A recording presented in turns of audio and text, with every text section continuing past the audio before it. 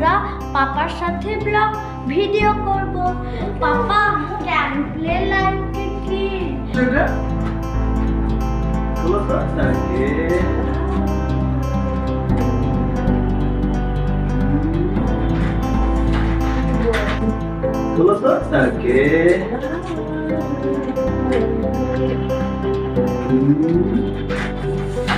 সুন্দর করে এটা বলতে হবে, সুন্দর করে পড়ে পড়ে বলতে হবে।